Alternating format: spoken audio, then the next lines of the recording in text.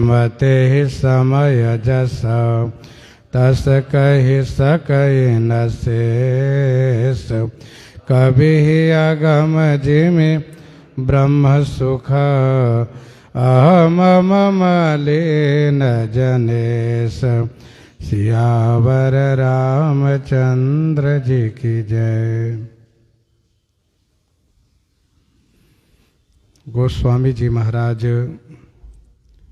पूर्व प्रसंग में वर्णन किए श्री भरतलाल जी महाराज श्री राम दर्शन की उत्कंठा से आगे चल रहे हैं।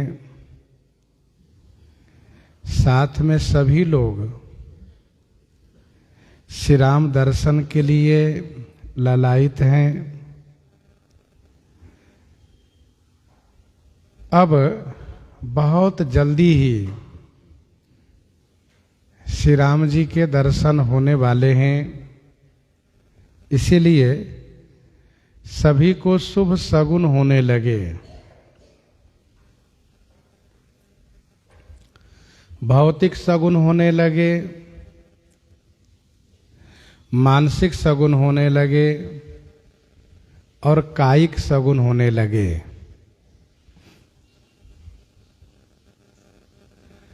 समाज के सहित श्री भरतलाल जी के मन में यह उत्साह भरा हुआ है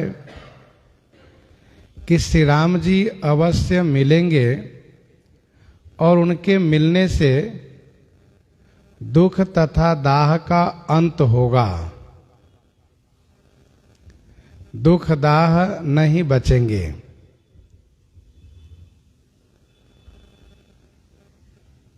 यह मन में अभिलाषा है, उत्साह है कि हम शीघ्र श्री राम जी का दर्शन प्राप्त करें।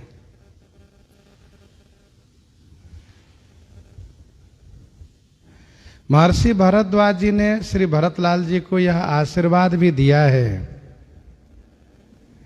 कि श्री राम जी के दर्शन से सभी दुख मिट जाएंगे।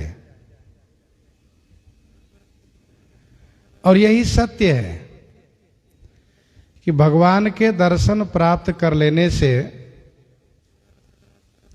सभी दुख समाप्त हो जाते हैं। करत मनोरथ जस जिय जाके जाहि स्नेह सुरा सब छाके। जाहि स्नेह सुरा सब छाके। जाके जिए जस भाव है, उसी भावानुरूप सभी मनोरथ कर रहे हैं। स्नेह सुरा, स्नेह रूपी सुरा माने मदिरा से, छाके माने छके हुए,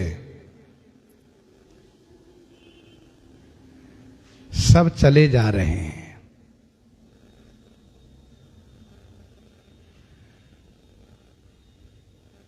जिसके हृदय में जैसा भाव है, अर्थात जो श्री राम जी को जिस संबंध से मानते हैं, उसी संबंध के अनुरूप मनोरथ कर रहे हैं। भाव मन में होना चाहिए और उस भाव को मन में मजबूती से संजोना चाहिए। जब वह भाव भगवान के प्रति सुदृढ़ हो जाता है, मजबूत हो जाता है, तो उस भाव से भगवान अवश्य प्राप्त होते हैं। भाव अवश्य भगवान सुख निधान करुणा भवन। भाव अवश्य भगवान वे भाव के अधीन रहने वाले हैं।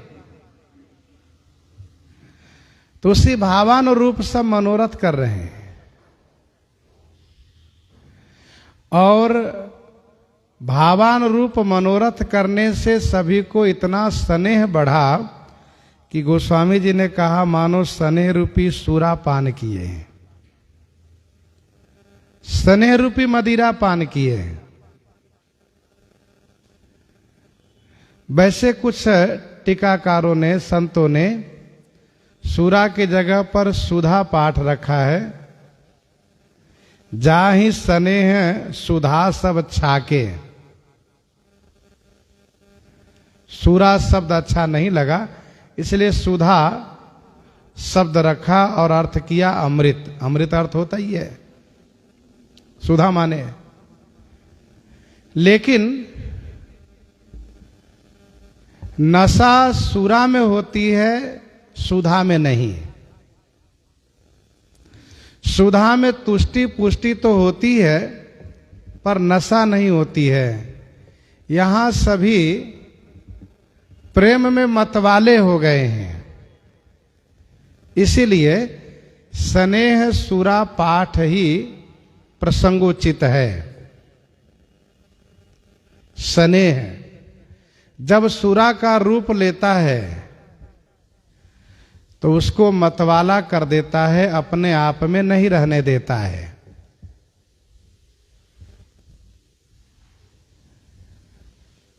कबहु के फिर पाछे पुनि जाई, कबहु का नृत्य करे गुण गाई।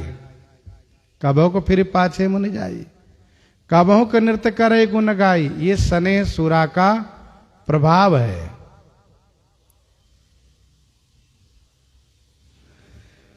सब छाके, छाके माने इच्छा अनुसार पिए हैं।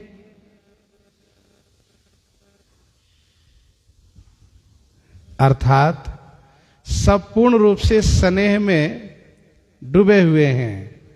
सबको केवल यही अब लग रहा है कि अब आज भर की बात है, कल तो अवश्य मिल जाएंगे, और जैसे मिलेंगे तो हम उनसे इस प्रकार से मिलेंगे, इस प्रकार से बातें करेंगे।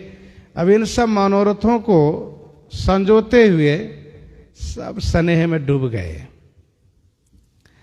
गोस्वामी जी कहते हैं स्नेह सूरा का असर शरीर पर दिख रहा है।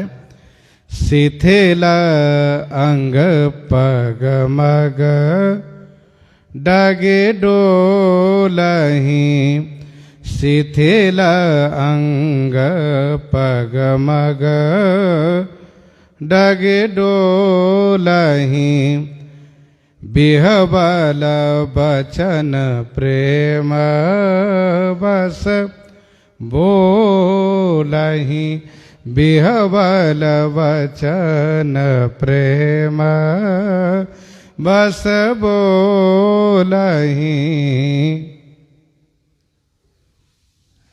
अंग शिथिल है, शिथिल अंग, पग मग डगे डोलहि। सबका पग माने पैर, मग माने रास्ते में, डगी डोलहि, डगी डोलहि माने डगमगाता है, लड़खड़ाता है। यह है स्नेह सूरा का प्रभाव। सभी अंग शिथिल पड़ गए, शरीर में जड़ता आने लगी, रास्ते में लड़खड़ाते हुए चलते हैं। बिहबल वचन प्रेम बस बोलहि, और प्रेम के कारण बिहबल वचन बोलहि, बिहबल वचन बोल रहे हैं। निषाद राज ने देखा कि जब इस तरह से चलेंगे तो कल दर्शन नहीं हो पाएगा, अभी दूर चलना है। और ये सब प्रेम में इस प्रकार से मतवाले हो गए हैं कि चल ही नहीं पा रहे हैं। तब निषाद राज श्री कामदगिरी का दर्शन कराते हैं। राम सखा तेहि समय देखावा शैल शिरोमणि सहज सुहावा राम सखा तेहि समय देखावा शैल शिरोमणि सहज सुहावा। तेहि समय राम सखा शैल शिरोमणि सहज सुहावा दिखावा। राम सखा निषाद राजगुह ने तेहि समय माने उस समय में जो पर्वतों में शिरोमणि है और सहज माने स्वाभाविक सुहावा माने सुंदर है, उस कामदगिरी का दर्शन कराए। निषाद राज ने कहा, आप सब मेरी बात ध्यान से सुनिए और हम जो आपको पर्वत दिखा रहे हैं उस पर्वत को देखिए। वो देखिए सामने पर्वत दिख रहे हैं, वहां तक हम लोगों को चलना है। जो पर्वतों में शिरोमणि हैं, स्वाभाविक सुंदर हैं, पर्वतों में शिरोमणि हैं। ऐसा कैसे? तो श्री राम जी की कृपा होने से महर्षि श्री वाल्मीकि जी ने श्री राम जी से ये कहा था कि राम देहु गौरव गिरि बरहु, चलहु सफल श्रम सब कर करहु, राम देहु गौरव गिरि बरहु। तो आप गिरि श्रेष्ठ को गौरव प्रदान कीजिए। वह गौरव प्रदान श्री राम जी किए हैं और श्री राम जी की कृपा होने से कामदगिरी ये गिरि श्रेष्ठ हो गए हैं और स्वाभाविक सुंदर हैं, मनोरम है। जासु समीप सरित पय तीरा, जासु समीप सरित पय तीरा, सिय समेत बसहि दो बीरा, सिय समेत बसहि दो बीरा। जासु समीप सरित पय तीरा, सिय समेत बसहि दो बीरा। जासु समीप माने उस गिरि श्रेष्ठ के समीप। पय सरित, पय सरित माने पयस्वनी नदी। सरित पय, पय माने पयस्वनी, सरित माने नदी। पयस्वनी नदी के तीर पर श्री सीता जी के सहित दो बीरा माने दोनों भाई निवास करते हैं। सिय समेत बसहि दो बीरा, दोनों भाई वहां निवास करते हैं। जासु समीप सरित पय तीरा, श्रेष्ठ नदी है पयस्वनी गंगा।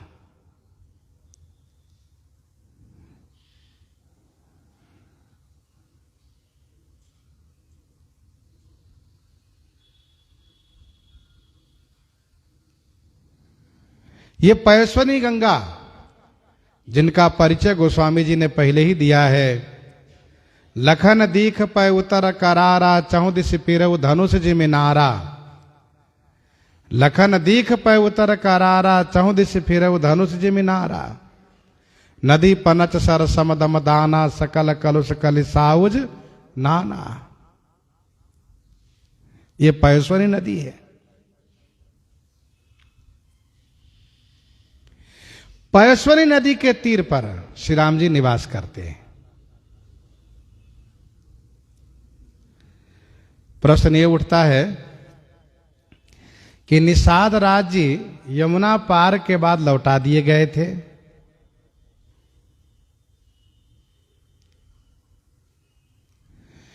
फिर निषाद राज जी को ये कैसे पता है कि कामदगिरी के तलहटी में वहीं पयस्वनी नदी के किनारे श्री राम जी की कुटिया है? ये प्रश्न है। तो इसका समाधान यह है कि निषाद राज जी जंगल के राजा हैं, वन के राजा हैं, कोल भील के राजा हैं। इनके जो गुप्तचर कोल भील हैं वे सब समाचार ला करके दिया करते हैं, सारी खबर आप रखते हैं। इसलिए इन्होंने परिचय दिया कि जासु समीप सरित पै तीरा, सिय समेत बसहि दो बीरा। बीरा कहने का भाव दोनों भाई वीर हैं, इसलिए जंगल में इस तरह से निवास करते हैं। वीर का अर्थ भाई भी होता है। कबहि देखी भे नयन भरी, राम लखन दो वीर। जैसे ही निषाद राज ने कहा तो निषाद राज यह सोच रहे थे कि हम जैसे बताएंगे वैसे सब दौड़ने लगेंगे, लेकिन इसका विपरीत हुआ। क्या? सब वहीं साष्टांग दंडवत प्रणाम वहीं से करने लगे।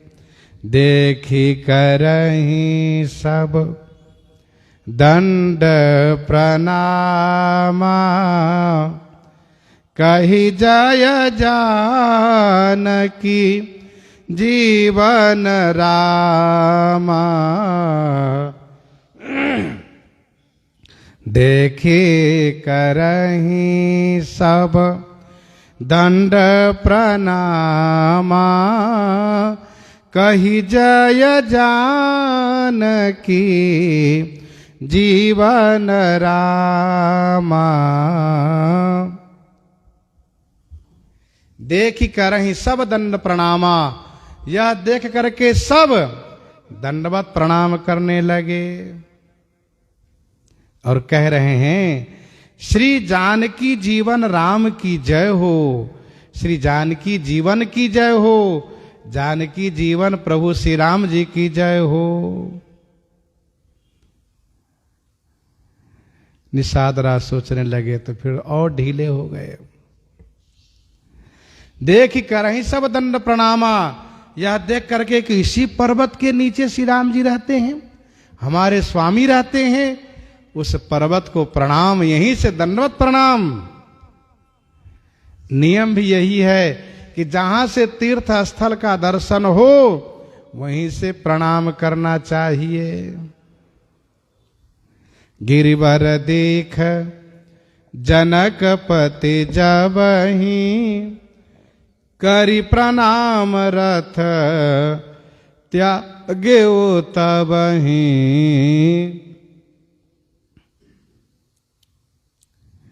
सब दंडवत साष्टांग दंडवत प्रणाम करने लगे। पुरुष वर्ग सब साष्टांग कर रहे हैं, माताएं पंचांग प्रणाम कर रही हैं और सब के सब श्री जानकी जी के जीवन श्री राम जी की जय जयकार कर रहे हैं। कवितावली उत्तरकांड 112 पद में गोस्वामी जी ने लिखा, जय ताड़ुका मथन मारीच मानहर, जय ताड़ुका मथन मारीच मानहर। उस पूरे पद में जय जयकार शब्द उच्चारण किए गए हैं। सब जय जयकार करने लगे। प्रेम मगन अस राज समाजो, प्रेम मगन अस राज समाजो, जनु फिर अवध चले रघुराजो, जनु फिर अवध चले रघुराजो। प्रेम मगन अस राज समाजू, राज समाजू अस प्रेम मगन। सारा राज समाज ऐसे प्रेम में मगन हो गए कि जनु फिर अवध चले रघुराजू। जनु माने मानो, रघुराजू श्री राम भद्रजू फिरी माने लौटकर अयोध्या जी चल दिए। इतनी खुशी हो गई, इतना उल्लास मन में सबको हुआ, सब प्रेम में विभोर हो गए कि श्री राम जी तो अयोध्या जी लौट के चल दिए। जन फिर अवध चले रघुराजू, अर्थात कामदगिरी के दर्शन करते ही, कामदगिरी के दर्शन करते ही मानो सबके मनोरथ पूरे हो गए और सबने ऐसा सुख आनंद अनुभव किया कि जैसे श्री राम जी अयोध्या जी के लिए लौट चले हो। ये तो समाज के सुख की बात रही। और श्री भरतलाल जी को कैसा सुख प्राप्त हुआ? गोस्वामी जी दोहे में कहते हैं, भरत प्रेम ते ही समय जस, तस कही सकये न शेष। कभी अगम जिमि ब्रह्म सुख, अहमम मलिन जनेश। अहमम मलिन जनेश।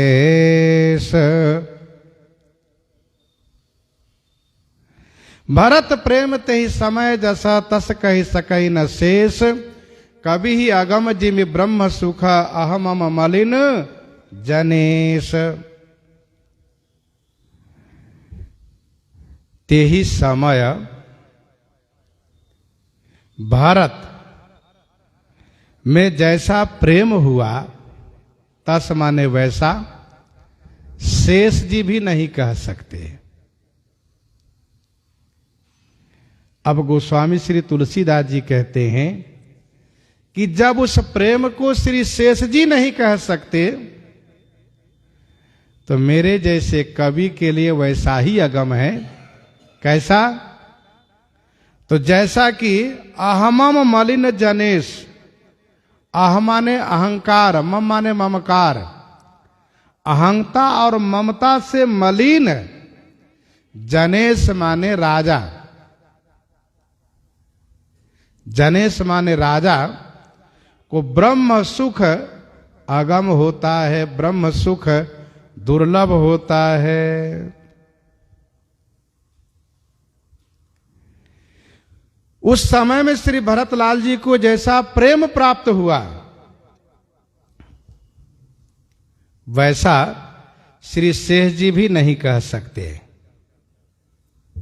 शेष जिनके 1000 मुख हैं, जो भगवान के विशुद्ध भक्त हैं, भगवान के नाम शाश्वत जपते रहते हैं और भगवान के गुणानुवाद करने में उनका नाम आता है, शारद शेष महेश विधि आगम निगम पुराण। ऐसे शेष जी महाराज भी श्री भरतलाल जी के उस समय के प्रेम का वर्णन नहीं कर सकते। अगम स्नेह भरत रघुबर के, अगम स्नेह भरत रघुबर के।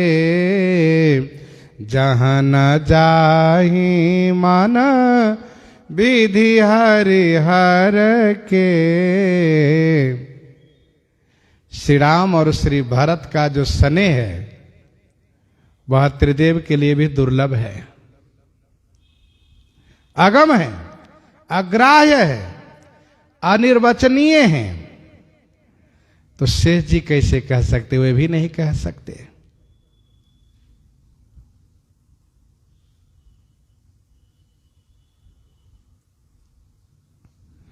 गोस्वामी जी कहते हैं अहंता ममता से मलिन जो जनों के स्वामी हैं, ऐसे राजा को ब्रह्म सुख नहीं प्राप्त हो सकता। यहां पर जनेश माने राजा का अर्थ है जेहि जनेश देई जुब राजू, राम ही छाड़ी कुशल के ही आजू। तो राजा कहने का भाव यह है कि राजा को भौतिक सारे सुख प्राप्त हो जाते हैं, लेकिन इसका मतलब यह नहीं कि उनको ब्रह्म सुख भी प्राप्त हो जाएगा।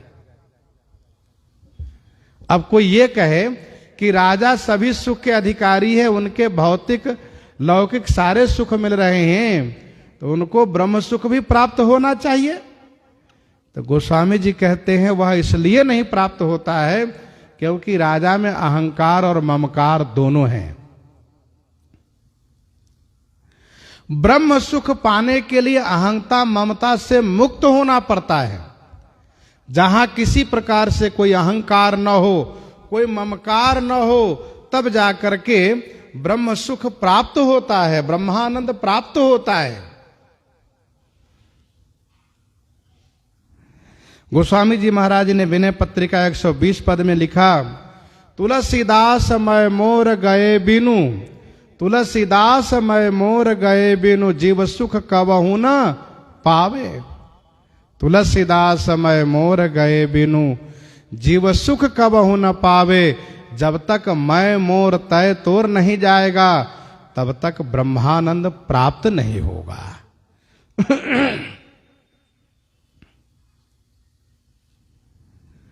गोस्वामी जी ने कहा मेरे जैसे कवि के लिए श्री भरतलाल जी का प्रेम पूर्ण रूप से दुर्लभ है, अगम है, हम नहीं कह सकते। सकल स्नेह शिथिल रघुबर के, सकल स्नेह शिथिल रघुबर के, गए कोस दोई दिन कर ढर के, गए कोस दोई दिन कर ढर के। रघुबर के स्नेह में सकल शिथिल हैं, सकल माने सभी, रघुबर के स्नेह में शिथिल हैं, सब ढीले पड़ गए हैं। निषाद राज्य कोशिश किए कि सब तेजी से चलेंगे, लेकिन सब प्रेम में और विभोर हो गए, सब वहीं से दंडवत प्रणाम करने लगे, लेटने लगे और लगा कि श्री राम जी प्राप्त हो गए। गोस्वामी जी कहते हैं गए कोस दोई दिनकर ढर के। दिनकर ढर के, ढर के माने अस्त होना, दिनकर माने सूर्य के अस्त होने पर भी 2 कोस तक ही चल पाए। गए कोस 2 कोस तक गए, इतने में दिनकर ढर के माने सूर्य अस्त हो गए। एक अर्थ तो यह है। दूसरा अर्थ यह है कि सूर्य अस्त होने के बाद भी लोग हिम्मत बनाए रह गए, इसलिए 2 कोस तक और चल लिए, 2 कोस तक और चल लिए। गए कोस 2 दिन कर ढर के। तो पहला अर्थ यह है कि दिन डूबने तक 2 कोस चल पाए आज, और दूसरा अर्थ यह है कि सूर्य ढलने के बाद, सूर्यास्त के बाद भी 2 कोस चल लिए। अब चूंकि बिल्कुल अंधेरा हो गया, जंगल है, इसलिए अब यह हुआ कि नहीं, अब आज तो रुकना पड़ेगा, अब नहीं चल पाएंगे। सकल स्नेह शिथिल रघुबर के, सब के सब श्री रघुबर के स्नेह में शिथिल हैं, स्नेह में शिथिलता है, इसीलिए चल नहीं पा रहे हैं। अच्छा, स्नेह की अधिकता में चलने वाला चाहे जितना चले, बहुत नहीं चल सकते। कहिए क्यों? इसलिए कि दिशि और विदिशि पंथ नहीं सूझा, और कोमय चले वो कहां नहीं बूझा। सब स्नेह में विभोर हो गए, अब किसी को यह पता नहीं कोई उधर चल रहा है, कोई उधर चल रहा है, कोई उधर चल रहे हैं। सब अपनी मस्ती में है। अब इतना ही है कि बिल्कुल अलग नहीं हो जा रहे हैं, लेकिन सब चल रहे हैं। और अत्यधिक स्नेह के कारण यह भी होता है कि कब फिर पाछे मुने जाए, पीछे भी चल देते हैं। उनको लगता है हम आगे चल रहे हैं पीछे, वो लगता है आगे चल रहे हैं। और अभी आपने ऊपर की चौपाई में श्रवण किया है कि जाहि स्नेह सुरा सब छाके। अब स्नेह रूपी सुरा की नशा है तो उसमें कुछ होश ही नहीं है। सकल स्नेह शिथिल रघुबर के, गए कोस दोई दिन कर ढर के। ऐसा लगता है कि बहुत चले फिर भी 2 ही कोस चल पाए, सूर्यास्त हो गए। अब अंधेरा हो चला, नहीं चल सकते। तो जल थल देखी बसे निशि बीते, जल थल देखी बसे निशि बीते, किन्ह गवन रघु नाथ प्रीते, किन्ह गवन रघु नाथ प्रीते। जल थल देखी बसे निशि बीते, जल थल देख करके निवास किए, रात्रि बीती। रघुनाथ प्रीते, श्री रघुनाथ जी के प्रीते माने प्यारे, सब बिल्कुल सवेरे प्रस्थान किए। किन्ह गवन, यही अंतिम पड़ाव था। और वैसे सबका प्रयास था कि हम आज ही पहुंच लेंगे, लेकिन बहुत हिम्मत किए तो 2 ही कोस तक चल पाए। इसीलिए आज रात्रि रुक गए। जलथल देखी बसे निशि बीते।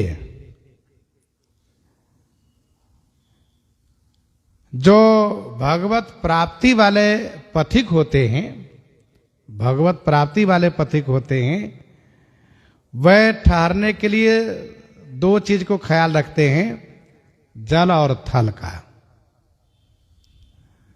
जल होना चाहिए नित्य क्रिया करने के लिए, स्नान आदि करने के लिए, और स्थल मिल जाए शांति से भजन पूजन कर ले हम।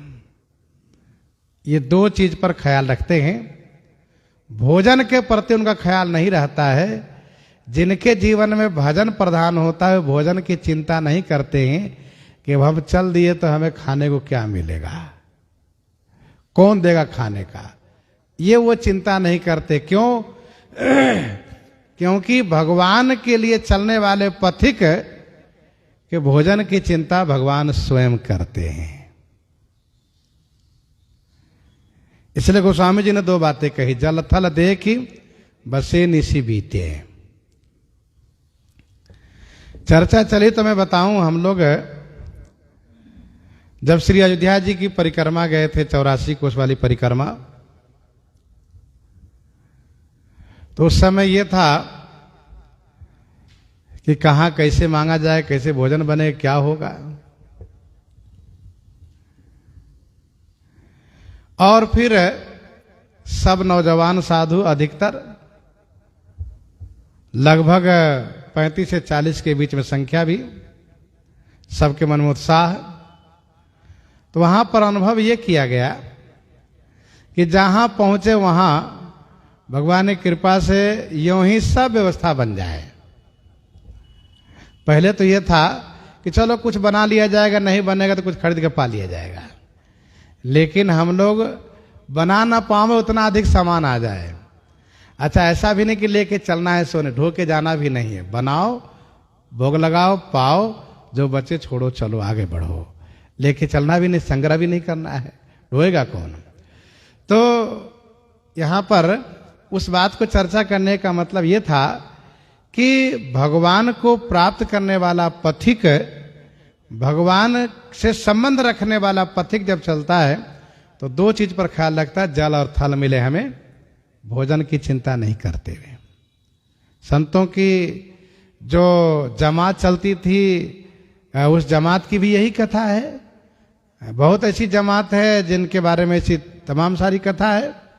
भक्तमाल जी में एक जमात चल रही थी और गांव में पहुंची तो लोगों से पूछा तो लोगों ने कह दिया कि महाराज जी वो जो है ना सामने वाली बगीचा बहुत सुंदर है, और वहां के जो मालिक है, मलकिन है, वो बहुत संत से भी है। लोगों ने मजाक में की कहा, और वो बगीचा थी बारमुखी बेश्या की। संत की जमात है, गए वहां ठहर गए। तो संत लोग जल थल देखते हैं, जल थल देखी बसे निस बीते। रात्रि बीती रघुनाथ जी के प्यारे, रघुनाथ प्रीते माने रघुनाथ जी के प्यारे, सब चल दिए। किन गवन रघुनाथ प्रीते।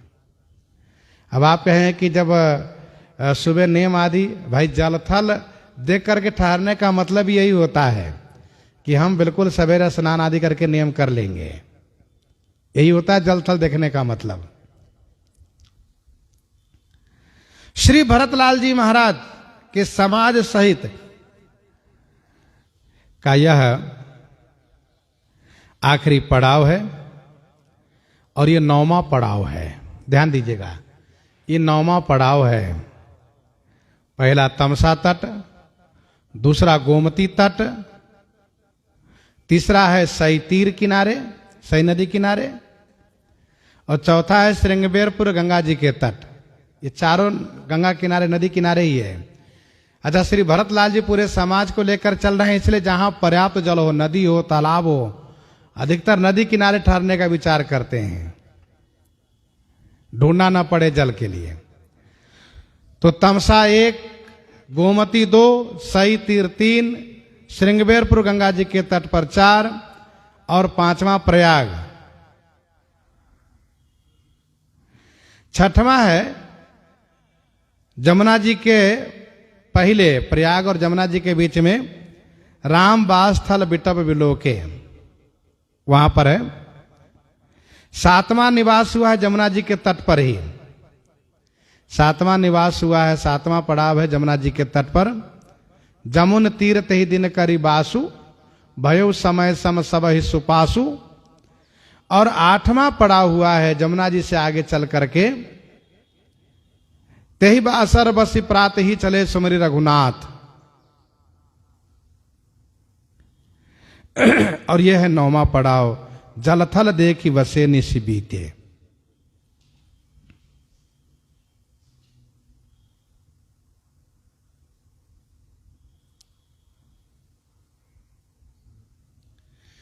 भगवान श्री राम जी जब यात्रा कर रहे थे तो श्री राम जी के यात्रा में पहला पड़ाव है तमसा तट और दूसरा सीधे श्रृंगबेरपुर है। ध्यान दीजिएगा, पहला है तमसा तट और दूसरा सीधे है श्रृंगबेरपुर। गोमती और सई किनारे नहीं है, 2 तो यही कम हो गए। तीसरा श्री राम जी का है प्रयाग के पहले, ते दिन भयो बिटपतर बासु। चौथा है प्रयाग और 5वां पड़ाव श्री राम जी का है राम वास स्थल बिटप बिलो के, प्रयाग और जमुना जी के बीच में। और 6वां पड़ाव हुआ है श्री राम जी का, तब रघुवीर श्रमित सिय जानी, देख निकटबट शीतल पानी। यहां निवास करके और श्री वाल्मीकि जी के आश्रम में आ गए और वाल्मीकि जी से मिलकर के सीधे चित्रकूट पहुंच गए। 6वां निवास हुआ है, तब रघुवीर शर्मित सी जानी, देख निकटबट शीतल पानी, तहब से कंदमूल फल खाए। प्रात नहाए चले रघुराई, और देखत बनसर शैल सुहाए, वाल्मीकि आश्रम प्रभु आए। वाल्मीकि जी के आश्रम पर आए, वाल्मीकि मिलन हुआ, श्री वाल्मीकि जी से मिलन, और यहां से सीधे चले गए, चित्रकूट पहुंच गए।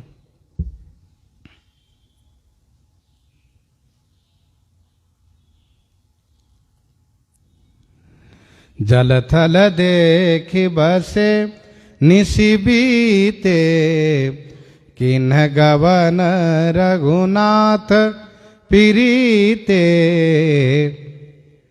वहाँ राम रजनी अवशेषा, जागे सिए सपन अस देखा, जागे सिए सपन अस देखा, वहां राम रजनी अवशेखा। वहां कहां? चित्रकूट में पयोसनी नदी के किनारे कुटिया में श्री सीताराम जी जहां सो रहे थे, वहां श्री राम जी रजनी अवशेखा मन रात्रि के अवशेष रहने पर, रात्रि के अवशेष रहने पर, अवशेषा माने अवशेष रहने पर, अभी कुछ रात्रि है,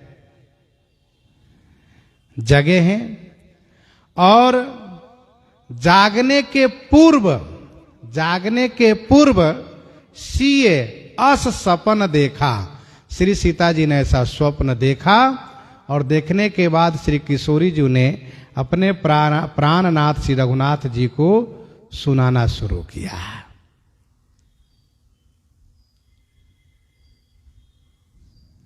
वहां राम रजनी अवशेखा, जागे श्री राम जी और जागे श्री किशोरी जी। तो श्री किशोरी जी ने जागने के पूर्व जो स्वप्न देखा है, वह स्वप्न श्री रघुनाथ जी को सुनाना शुरू किया है। वहां और यहां गोस्वामी जी इस शब्द को भी बहुत ही भावपूर्ण प्रस्तुत किए हैं, और इस शब्द की रोचकता आप लंका कांड सुंदर कांड में विशेष रूप में देखिएगा। वहां और यहां, इसका मतलब यह होता है, यहां माने हम यहां हैं और वहां की बात बता रहे हैं, ये इसका मतलब होता है। यहां मतलब कवि की उपस्थिति यहां है, और वहां का मतलब हम वहां है नहीं, पर वहां की बात हम सुना रहे हैं। जहां पर भगवान और भक्त का चरित्र है, जहां पर भगवान और भक्त का चरित्र है, गोस्वामी जी हमेशा प्रयास करते हैं कि अपने आप को भक्त के पास रखते हैं। भक्त के पास रहकर कहेंगे यहां, और भगवान की बात कहेंगे वहां की बात। और जहां भी भगवान और भगवान के विरोधियों की कथा हो, प्रसंग हो, चर्चा हो, तो गोस्वामी जी तुरंत अपने आप को भगवान के साथ रख लेते हैं। हम भगवान के साथ हैं, भगवान की बात यहां वाली कहेंगे और फिर वहां वाली कहेंगे वो वहां। यही अंतर है, यही है इसका भाव। गोस्वामी जी मानो जहां भगवान के भक्त दिखते हैं तुरंत भक्त के पास चले जाते हैं, और जहां भगवान के विरोधी देखते हैं वहां भगवान के साथ रहते, कहते प्रभु मैं आपके साथ रहूंगा। क्योंकि मानत सुख सेवक सेवकाई, और सेवक बैर बैर अधिकाई।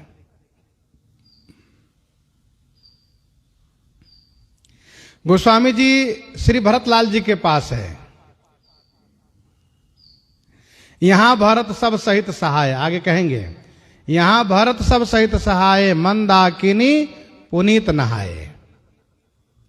यहां भरत सब सहित सहाय, मंदाकिनी पुनीत नहाए। और वहां श्री राम जी के आश्रम की बात कह रहे हैं।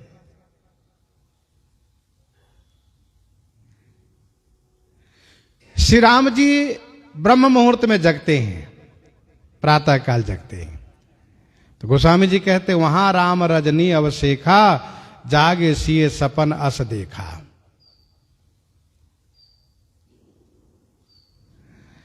अब इस प्रसंग को आप उस चौपाई से भी जोड़ करके देखिए। गोस्वामी जी ने अयोध्या कांड में ही कहा कि कहे ओ राम बन गवन सुहावा, सुनहु सुमंत्र अवध जिमि आवा। श्री राम जी चित्रकूट की कुटिया में विराजित हो गए, सुखपूर्वक रहने लगे। कोल भिला कोल किरात सब सेवा में लग गए। देवता लोग आते हैं, मुनि लोग आते हैं, दर्शन करते हैं, आनंद ही आनंद हैं। गोस्वामी जी श्री राम जी को चित्रकूट की कुटिया में दर्शन करते हुए और वापस चले आए अयोध्या जी की कथा कहने के लिए। सुमंत्र जी को गंगा जी के किनारे से लेकर आए अयोध्या जी। अब अयोध्या जी में आए तो यहां पर महाराज का स्वर्गवास हुआ, श्री भरतलाल जी का आगमन हुआ, महाराज का अंत्येष्टि संस्कार हुआ। श्री गुरु वशिष्ठ जी महाराज श्री भरतलाल जी को राजा बनाने के लिए सभा को आहूत किए, सभा बुलाए। सभा में श्री गुरु जी महाराज अपने वक्तव्य द्वारा श्री भरतलाल जी को राज लेने के लिए आज्ञा दिए, जिस आज्ञा को मंत्रियों ने और माता श्री कौशल्या जी ने अनुमोदन किया। लेकिन श्री भरतलाल जी ने बड़ी विनम्रता के साथ सबको उत्तर देते हुए और उस उत्तर में कोई भी कड़ुआपन नहीं आने दिए, कोई कठोरता नहीं आने दिए। जबकि उत्तर में कड़ुआपन होता है, श्री भरतलाल जी महाराज बड़ी मधुरता विनम्रता के साथ सबको उत्तर देते हुए और श्री राम जी से मिलने के लिए चित्रकूट चलने का फैसला किए सभा में और घोषणा कर दिए कि आप सब भी चलिए। तो सब श्री भरतलाल जी के साथ चित्रकूट के लिए चल दिए, गोस्वामी जी भी साथ चल दिए। तमसा नदी किनारे प्रथम निवास करके और विभिन्न स्थानों पर विश्राम करते हुए गोस्वामी जी महाराज श्री भरतलाल जी के साथ अब आ गए हैं बिल्कुल श्री राम जी के आश्रम के पास। और यहाँ पर श्री भरतलाल जी महाराज अपने समाज के सहित रात्रि विश्राम करके बिल्कुल सवेरे प्रस्थान कर रहे हैं। तो गोस्वामी जी महाराज अब यहीं से वहाँ की बात कह रहे हैं, वहाँ का जो दृश्य उसको वर्णन कर रहे हैं। और इसलिए श्रीमद् रामचरितमानस जी की कथा जो गोस्वामी जी ने प्रस्तुत की है, एक नाटक की शैली में है, एक उस शैली में है जो आप यदि ठीक से कथा के क्रम को दर्शन करेंगे तो ऐसा आलोकित होगा कि जैसे मानो रंग मंच पर किस क्रम से कौन पात्र आ रहे हैं और कैसा अपना अभिनय प्रस्तुत कर रहे हैं। ये लीला की शैली में, नाटक लीला की शैली में। तो वहां राम रजनी अवसेखा जागे सिय सपन अस देखा। श्री राम जी का नियम है नित्य प्रातः काल जगना, प्रात पुनीत काल प्रभु जागे। मानव जीवन में यह एक नियम होना चाहिए कि प्रातः काल हम जगें। सूर्य उदय के पूर्व तो जगना ही चाहिए हर हाल में। अब जो लोग सूर्य उदय की प्रतीक्षा करते हैं कि सूर्य उदय हो तब हम जगें, जिससे हम सूर्यवंशी कहे जाए, तो वह सूर्यवंशी नहीं है, वस्तुतः यूं कह लीजिए कि वह आसुरी वंशी है। सूर्य भगवान कभी नहीं चाहेंगे कि हमारे उदय होने के बाद जगे तो वे हमारे लिए स्नेही हो, प्रेमी कहलाए। और सबसे बड़ी बात, सूर्य भगवान तो चाहते हैं कि हे मनुष्यों पहले जगो और स्नान करके मेरे लिए थोड़ा सा जल दे दो, तो उस जल से हम उन असुरों से सामना करते हुए, उन असुरों को संहार करते हुए तुमसे मिलने के लिए हम जल्दी से आवें। क्योंकि भगवान सूर्य जब उदित होने लगते हैं तो मंदेह नामक असुर लोग उनको घेर लेते हैं, लड़ने लगते हैं। कहें बिल्कुल नहीं जाइए आप। और ध्यान दीजिएगा, जीवन में उजाला आने के पहले अंधकार से सामना करना पड़ता है। तो वही भगवान सूर्य के जीवन में है। जब वे उजाला लेकर आते हैं तो वे भी सामना करते हैं असुरों से, और असुरों से सामना करने में वे हम मनुष्यों द्वारा दिए गए अर्घ जल से ही उन असुरों को संहार करते हैं। इसीलिए मनुष्यों को चाहिए कि सूर्य उदय होने के पूर्व ही स्नान करके सूर्य भगवान के नाम पर थोड़ा जल जरूर गिरा दें। सूर्य भगवान खुश हो जाएंगे, आशीर्वाद देंगे।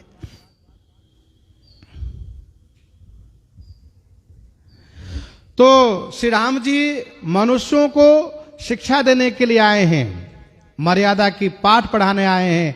इसलिए श्री राम जी प्रात पुनीत काल प्रभु जागे। जितने अध्यात्म मार्ग वाले सज्जन होते हैं वे सब बिल्कुल प्रातः काल ही जगते हैं।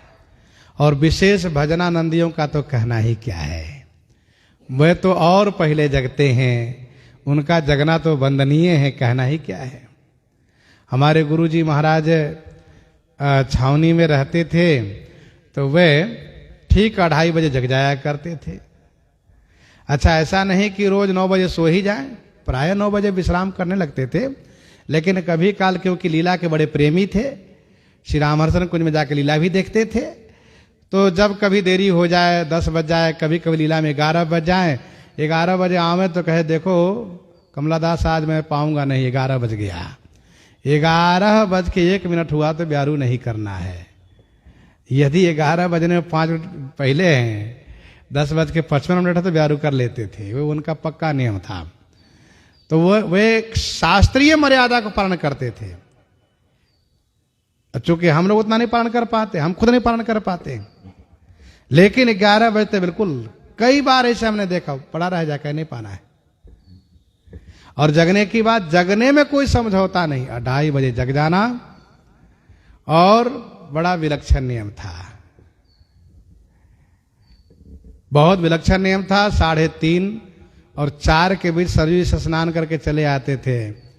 और तब घाट पर रोशनी की व्यवस्था नहीं थी।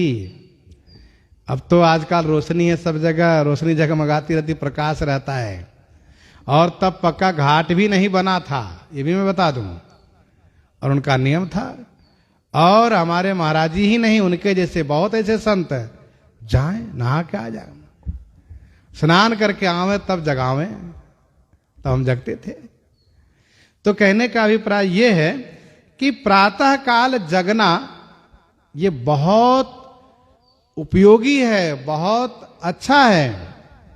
अच्छा, जगकर देखिए, आपको अच्छा लगेगा। जगकर देखिए तो आपको अच्छा लगेगा। लेकिन अब कुछ लोग हैं जिनको अच्छा ना लगता हो तो भाई उनकी बात हम नहीं करते हैं। और मेरा व्यक्तिगत नियम जो बना वो तो गुरुजी कृपा से बना, डांट कर फटकार कर जगाना। एक बार उन्होंने आवाज लगाई, नहीं उठे, दोबारा आवाज लगाने के बाद तिबारा फिर आवाज नहीं लगाना है, फिर सीधे पानी डाल देना है। तो इस तरह से कड़ाई के साथ। अच्छा, कभी मन में नहीं आता था कि गलत हो रहा है, मन में अच्छा लगे, ठीक है, बहुत बढ़िया बात है, उत्साह होता था। अब आज के समय में जो लोग मध्य रात्रि तक कुछ पता नहीं क्या साधना करते हैं लोग, तो वे लोग यदि जगाओ सुबह तो उनको जगने में बड़ी परेशानी होती है। कहें गुरु जी आज तो 3 बजे तक तो जगह ही रह गए, 2 बजे तो नींदे आई है। अब बताओ क्यों 2 बजे नींद आई? तो आजकल वो चला है, वो जो बीमारी चली हो, बीमारी सबके पास है, बार बार क्या कहना है। लेकिन फिर भी प्रातः काल जगना बड़ा सुखद होता है। भगवान भास्कर उन पर प्रसन्न होते हैं। ध्यान दीजिएगा, अभी आपने सुना कि सूर्य उदय के पूर्व का दिया हुआ अर्घ जल भगवान सूर्य के लिए वह बाण का काम करता है।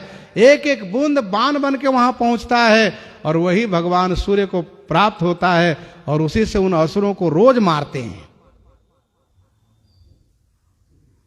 और मार करके भगवान सूर्य आगे बढ़ते हैं।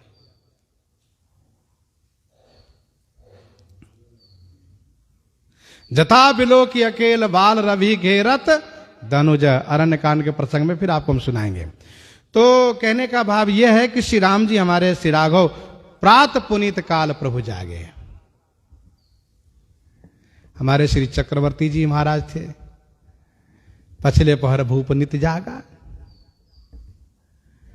प्रातः काल दास ने देखा है छावनी वाले महाराजा श्री को,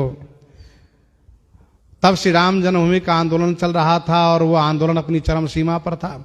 महाराज जी कभी कभी सोने में 12 भी बजता था, 1 भी बजता था। कभी कभी तो उस मीटिंग में, उस कार्यक्रम में, योजना में 11 बजे आवे नहाने के लिए, स्नान करके जाए। जहां स्नान करने आते थे हम जान जाए कि नहाने आए हैं। और इसके बाद भी जैसे 4 बजे चरण पादुका की आवाज शुरू हो जाए, खट खट खट, आ गए महाराज जी स्नान करने के लिए। तो इस प्रकार से उनका बड़ा विलक्षण, उनका भी नियम रहा है। अब तो महाराज जी अपने आप में उनका स्वास्थ्य अनुकूल नहीं रहता है, लेकिन नियम के पक्के। तो प्रातः काल जगना चाहिए, इसीलिए मैं इन सब उदाहरणों को दे रहा हूं। ऐसा नहीं कि प्रातः काल जगने वाले की संख्या कम है। कुछ लोग कहते हैं कि कहाँ इतना अभी अंधेरा है, अभी भी कार्तिक के महीने है, आप 4 बजे निकल के देखो, 3 बजे निकल के देखो, बहुत लोग नहा के आते मिलेंगे आपको घाट से। लेकिन पढ़ने लिखने वाले, भजन पूजन करने वाले आलस करते हैं, लेकिन धन उपार्जन करने वाले उनको मालूम है कितने बजे हम जग जाएंगे तो कमाई अच्छी होगी, तो 2:30-3 बजे जग के चले जाते हैं अपने काम पर। तो जब धन उपार्जन के लिए प्रातः काल जगना आलसप्रद नहीं होता है, वैसे ही उस धन के लिए भी प्रातः काल जगना चाहिए। आइए प्रसंग में आगे बढ़े हम लोग। वहां राम रजनी अवसेखा, जागे सी सपनस देखा। स्वप्न किनको हुआ? श्री किशोरी जी को। स्वप्न किनको हुआ? श्री किशोरी जी को। श्री किशोरी जी चिन्मय है, उनको स्वप्न क्या हो सकता? वह तो निरावरण सब देखती हैं। श्री किशोरी जी चिन्मयी हैं, उनके लिए स्वप्न कोई बात नहीं कि स्वप्न हो तो मालूम हो, वे सब देख रही हैं। लेकिन माधुर्य में उनको स्वप्न होता है, लीला करने में। अच्छा, श्री किशोरी जी को स्वप्न क्यों हुआ? श्री राम जी क्यों नहीं हुआ? कहा श्री किशोरी जी को इसलिए हुआ क्योंकि श्री किशोरी जी जगत माता हैं, और जो माता होती है उनको अपनी संतान की चिंता रहती है, संतान के बारे में उनको चिंता होती है, इसलिए स्वप्न मां को हुआ, पिताजी को नहीं। पिताजी निश्चिंत रहते हैं, क्या सोच करके? इनकी मैया तो है, मैया देख रही है, बालक की देख रेख मैया कर रही है, तो पिताजी निश्चिंत रहते हैं। तो श्री किशोरी जी को स्वप्न हुआ, जागे सी सपना से देखा।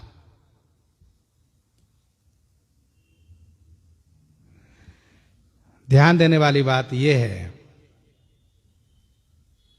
स्वप्न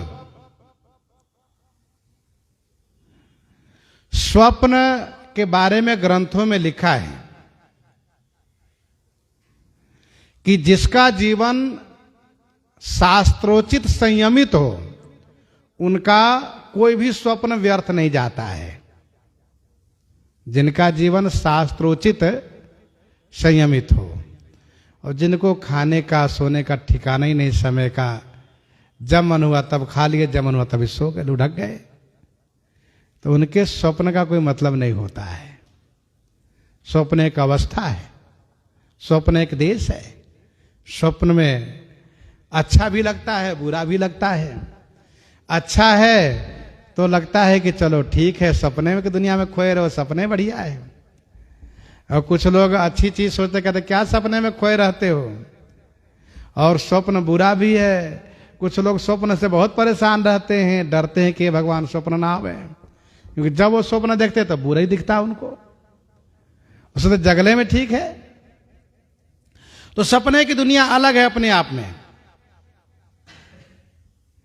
यदि संयमित शास्त्रोचित जीवन है तो उसका स्वप्न, प्रथम पहर का स्वप्न 1 महीने में पूरा होगा, दूसरे पहर का स्वप्न 3 महीने में पूरा होगा, तीसरे पहर का स्वप्न जो है सियाराम, प्रथम पहर का स्वप्न 1 वर्ष में पूरा होगा, 1 महीना नहीं 1 वर्ष में। प्रथम पहर का स्वप्न 1 वर्ष में, दूसरे पहर का स्वप्न 3 महीने में, और तीसरे पहर का स्वप्न 1 महीने में, और जागने के पूर्व का स्वप्न, जागने के पूर्व का स्वप्न 3-4 दिन में, और जगते जगते जो स्वप्न होगा वह तत्काल पूरा होगा। ये बात कही गई है। साथ साथ ये भी बात कही जा रही है, बुरा स्वप्न हो तो सो जाना चाहिए, अच्छा स्वप्न हो तो जागना चाहिए। अब जरा सोचिए कि अच्छा स्वप्न पर क्या जगने का मन होता है? मन तब सोए रहो। बुरा स्वप्न पर सो जाने का मन होता है क्या? बिल्कुल डरा हुआ रहता, उसको नींद नहीं आती है। तो स्वप्न की दुनिया बड़ी विचित्र है। एक संत जी हमसे मिले थे छावनी में, डायरी में अपने स्वप्न की कहानी लिखते चले गए, एक डायरी भर दिए थे। अब वे कहे कि देखिए गुरुजी, मैं रोज स्वप्न देखता हूं और जैसे जगता हूं मैं डायरी रखा रहता हूं आसन पर अपना, जगते ही पहले उसका नोट करता हूं, आज मैंने क्या देखा, आज मैंने क्या देखा, आज मैंने क्या देखा। कहा यही मैं लिखता रहता हूं रोज। कभी कभी तो बहुत ही सुंदर होता है, कभी कभी थोड़ा भयावह भी रहता है। हमने कहा ठीक है आपकी रानी। तो कुछ लोग अपनी दिनचर्या के लिए डायरी बनाते हैं, कुछ लोग अपने सपने की डायरी बनाते हैं। तो स्वप्न की बात है, यदि बुरा स्वप्न हो तो सो जाइए, अच्छा स्वप्न हो तो जगिए, ये भी बात है। अभी आपने सुना कि सपना सुखद भी होता है, दुखद भी होता है। दुखद स्वप्न देखने वाले त्रस्त रहते हैं, सुखद स्वप्न देखने वाले प्रसन्न रहते हैं, दोनों बातें हैं। अब एक महत्वपूर्ण बात सुनिए आप। ज्ञानियों के विचार में सपना माने कल्पना, सपना माने कल्पना, कुछ नहीं, व्यर्थ की बातें हैं। इस बात को गोस्वामी जी भी ज्ञानी महापुरुष के द्वारा कहवाते हैं। उमा कहो मैं अनुभव अपना, सत हरि भजन जगत सब सपना। तो ज्ञानियों के विचार में सपना व्यर्थ है, कुछ नहीं है वो। क्योंकि ज्ञानी कहते संसार ही झूठा है, संसार ही नहीं है, तो स्वप्न क्या रहेगा। लेकिन भक्त के दृष्टि में स्वप्न सत्य है, क्योंकि भक्त के दृष्टि में संसार सत्य है। कैसे सत्य है? तो संसार को 2 रूप में भक्त देखते हैं, एक तो नानत्व रूप में देखते हैं और एक श्री सीताराम जी के रूप में देखते हैं। तो भगवान के रूप में देखते हैं संसार, वह सत्य है। ये सब भगवान का रूप है, सब भगवान का रूप है, जितने सब भगवान के रूप हैं। नामदेव जी महाराज अग्नि में, प्रेत में, सब जगह भगवान को ही देखते हैं। कुटिया में आग लगी, लोगों ने सामान निकाल के बाहर किया, इन्होंने नियम पूरा किया और देखा सामान बाहर तो उठा के सब उसी में डाल दिए। लोगों ने कहा कि आप ऐसा क्यों कर रहे हैं? कह रहे जब लेने आए भगवान तो रख के क्या करोगे, लीजिए प्रभु लीजिए, सब दे दिए। और रात्रि में खुले आकाश से बैठ करके माला लेकर बैठे, कहा बहुत आनंद आ रहा है। भगवान ने कहा देखो मेरे भक्त की रहनी। ठाकुर जी को अब नहीं रहा गया, आए बढ़ई के रूप बना करके झोपड़ी बनाने लग गए। रातों रात बढ़िया झोपड़ी बना के तैयार कर दिए। प्रातः काल लोगों ने कहा क्यों जी, कौन सा कारीगर लाए हैं बताइए, उनका पता दीजिए, हम उनके मुंह मांगा देंगे मजदूरी और उन्हीं से अपनी कुटिया बनवाएंगे। नामदेव जी कहते हैं ऐसे वैसे मजदूर नहीं मिलने वाले हैं, ये पहले उनके लिए सब कुछ लुटा दो, त्याग दो, जला दो, तब वे आते हैं। तो कहा इनकी बातें मत पढ़ो, पागल है ये, सब जला ही दोगे तो क्या बचेगा। तो कहने का भाव ये है कि जो संसार को भगवानमय देखते हैं उनके लिए संसार सत्य है, और नानत्व रूप देखते हैं जगत को, संसार को, वे भक्त उनको झूठा मानते हैं। नानत्व रूप माने जिस संबंध में आप दिख रहे हैं वो संबंध तो शाश्वत है, लेकिन जिस संबंध में आप दिख रहे हो वो आप शाश्वत नहीं है, क्योंकि आप मरणाधम है, मरेंगे जरूर। हम मरेंगे उस समय संबंध खत्म हो जाएगा। पिताजी थे, चले गए, अब नहीं न है। लेकिन पिता पद जो है, पिता पद शाश्वत है। पिता पद पर वो जो थे शरीर को जन्म देने वाले, वो चले गए, पिता पद नहीं गया। पिता पद तो हमेशा बना रहेगा। तो उस पिता पद को कहां जोड़ दें? पिता हमारे श्री राम जी हैं जो शाश्वत सनातन है। तो भक्त लोग भक्ति की दृष्टि में संसार को सत्य मानते हैं, और इसलिए मानस जी में इन सब का स्वप्न सत्य होते दिखता है। हमारे गुरु जी कहा करते थे, ध्यान से सुनिएगा, यद्यपि समय हो चुका है फिर भी घबराइएगा नहीं। तो हमारे गुरु जी कहा करते थे कि भक्तों के स्वप्न का मतलब यह है कि स्वप्न के माध्यम से भगवान उनके पाप पुण्य का हिसाब करते हैं। कैसे? जैसे कि पुण्य बन गया अत्यधिक सुख भोगने का, वैभववान राजा बनने का। अब उनको संसार में उनको दोबारा राजा बनाना नहीं है, वैभव के चक्कर में डालना नहीं है। तो भगवान क्या करते हैं? स्वप्न के माध्यम सुख भोगा करके वो पुण्य समाप्त कर देते हैं। पाप बन गया, और पाप बन गया तो उसका क्या? स्वप्न के माध्यम से डर दिखा करके, भय दिखवा करके पाप समाप्त कर दिए। तो स्वप्न के माध्यम में सुखद स्वप्न से पुण्य नष्ट होता है और दुखद स्वप्न से पाप नष्ट होता है। ये हमारे गुरु जी कहते थे, स्वप्न के माध्यम से। मानस जी में ये सभी भक्त हैं जिनके स्वप्न सत्य होते दिख रहे हैं। श्री भरतलाल जी के स्वप्न सत्य हुए। देख ही रात भयानक सपना, कुशगुन होई भरत कहूं तब ते। देख ही रात भयानक सपना, जाय कर ही कटकोटि कल्पना। और त्रिजटा जी का स्वप्न सत्य हुआ। सबनों बोले सुनाए सपना, सुनो सुनो सुनो। क्या हुआ? अरे मैंने आज अभी रात्रि को स्वप्न देखा है। क्या?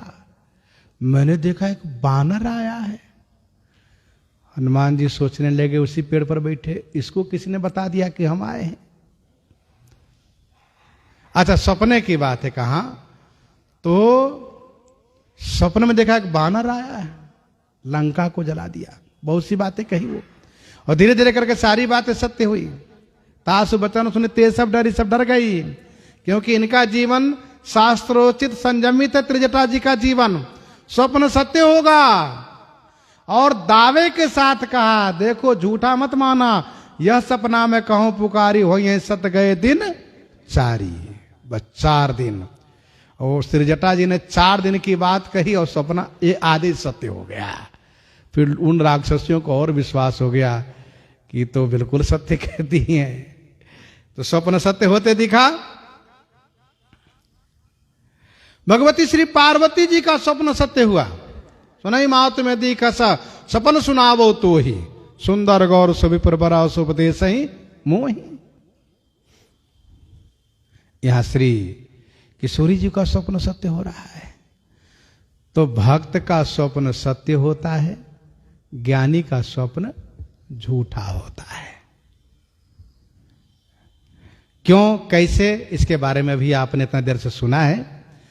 श्री किशोरी जी ने स्वप्न क्या देखा है? सहित समाज भरत जनु आए, नाथ वियोग ताप तन ताये।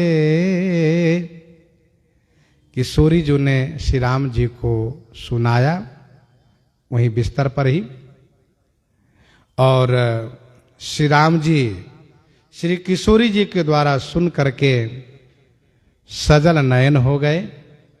तुरंत लक्ष्मण जी से सरकार ने कहा कि इसका परिणाम अच्छा नहीं लग रहा है, इसका परिणाम अच्छा नहीं होगा ऐसा लग रहा है। फिर इसके बाद स्नान करते हैं श्री राम जी और भगवान शिव की पूजा करते हैं, संतों का सम्मान करते हैं। इसी बीच सूचना मिलती है कि श्री भरत आ रहे हैं, तो श्री राम जी खुश हो जाते हैं कि सपना तो बढ़िया हुआ। प्रसंग को हम लोग यहीं पर आज हृदयांगम करते, आइए श्रवण करते श्री भक्तमाला जी से। श्री राम नाम की रचना हो जाए,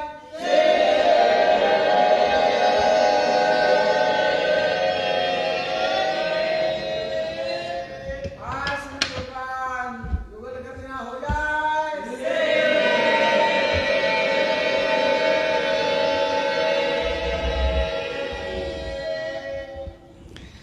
भक्तमाल जी में हम आप सुन रहे हैं और थोड़ा समय और है।